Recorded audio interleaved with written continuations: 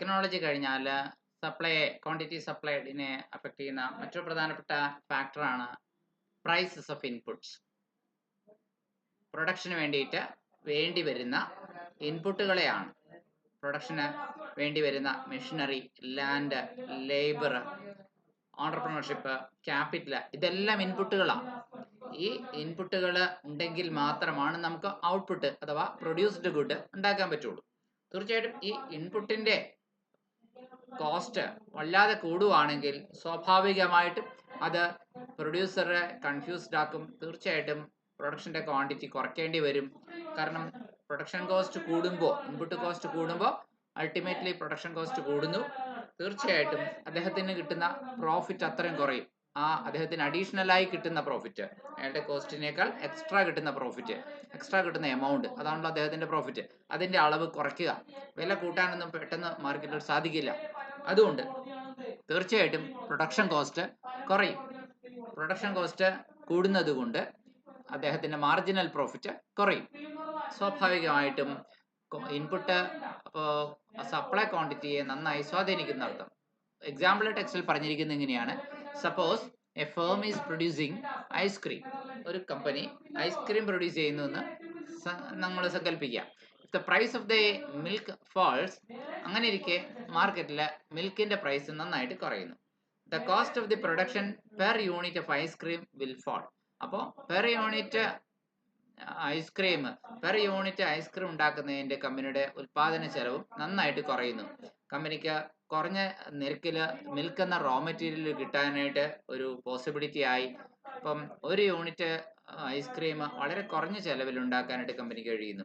തീർച്ചയായിട്ടും കമ്പനിക്ക് അതുകൊണ്ട് നല്ല പ്രോഫിറ്റ് ഉണ്ടാവുന്നു. മാർജിനൽ പ്രോഫിറ്റ് അല്ലെങ്കിൽ പ്രോഫിറ്റ് മാർജിൻ നന്നായിട്ട് കൂടാനായിട്ട് ഇത് കാരണമാകുന്നു. It will lead to increase in margin of profit per unit.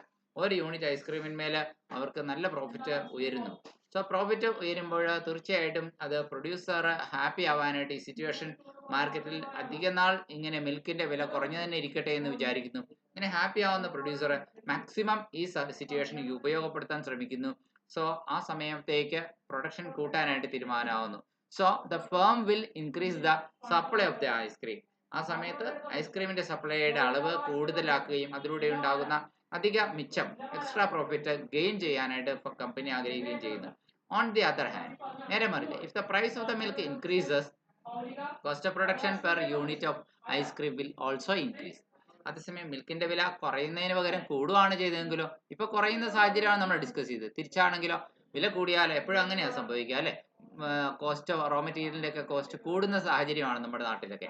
അപ്പൊ അതുകൊണ്ട് സ്വാഭാവികമായിട്ടും അപ്പൊ പ്രൊഡ്യൂസർക്ക് അത്രയും നഷ്ടം സഫർ ചെയ്യേണ്ടി വരുന്നു. അയാൾക്ക് തീർച്ചയായിട്ടും എന്ത് ചെയ്യുന്നു, ഒരു യൂണിറ്റ് ഐസ്ക്രീം വിറ്റാൽ കിട്ടുന്ന ലാഭം വല്ലാണ്ട് കുറയുന്നു. സ്വാഭാവികമായിട്ടും അധികം ക്വാണ്ടിറ്റി ആ സിറ്റുവേഷനിൽ പ്രൊഡ്യൂസ് ചെയ്യാൻ പ്രൊഡ്യൂസർ റെഡിയല്ല എന്നുള്ളതാണ്. So it will lead to decrease in the margin of profit available to the producer. പ്രൊഡ്യൂസർക്ക് കിട്ടുന്ന മാർജിൻ ഓഫ് പ്രോഫിറ്റിനെ അത് കുറയ്ക്കുന്നു. So company will decide to decrease the supply of ice cream. ഐസ്ക്രീമിന്റെ സപ്ലൈ കുറയ്ക്കാനായിട്ട് കമ്പനി തീരുമാനിക്കുന്നു.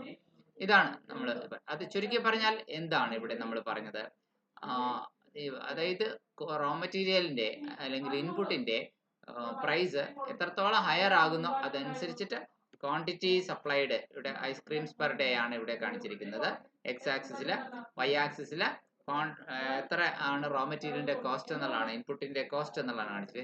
ഇൻപുട്ടിന്റെ കോസ്റ്റ് എത്രത്തോളം ഹയർ ആകുന്നു അതനുസരിച്ച് സപ്ലൈ കർവ് കുറച്ചുകൂടി ലെഫ്റ്റിലേക്ക്, പിന്നോട്ടേക്ക്, ബാക്ക്വേർഡ് ഷിഫ്റ്റ് ചെയ്യപ്പെടുന്നതായിട്ട് നമുക്ക് കാണാൻ കഴിയുന്നു. ഡോട്ടഡ് ലൈൻ ഒറിജിനൽ ആയിട്ട് എവിടെ ആയിരുന്നു എന്നുള്ളതാണ് കാണിക്കുന്നത് സപ്ലൈ കർവ്. എന്നാൽ ഇപ്പോ ഇവിടെ കാണുന്ന ആ റെഡ് ലൈൻ കാണിക്കുന്നത് എന്താണ്? ആ ഷിഫ്റ്റിന് ശേഷം, അതായത് ഇൻപുട്ട് യൂണിറ്റിന്റെ ഒക്കെ ഇൻക്രീസ് ഉണ്ടായ, പ്രൈസ് ഇൻക്രീസ്, കോസ്റ്റ് കൂടിയതിന് ശേഷം സപ്ലൈ കർവ് പിറകോട്ട് പോകുന്നതിന്റെ ചിത്രമാണ് ഈ റെഡ് ലൈൻ കാണിക്കുന്നത്. So after input price rises ആണ് സപ്ലൈ ഇങ്ങനെയായിട്ട് മാറുന്നത്. ചുരുക്കി പറഞ്ഞാൽ നമുക്ക് എന്താ ഇതിൽ നിന്ന് മനസ്സിലാക്കാൻ കഴിയുക? നമുക്ക് രണ്ട് ലോ മനസ്സിലാക്കാം അല്ലെ?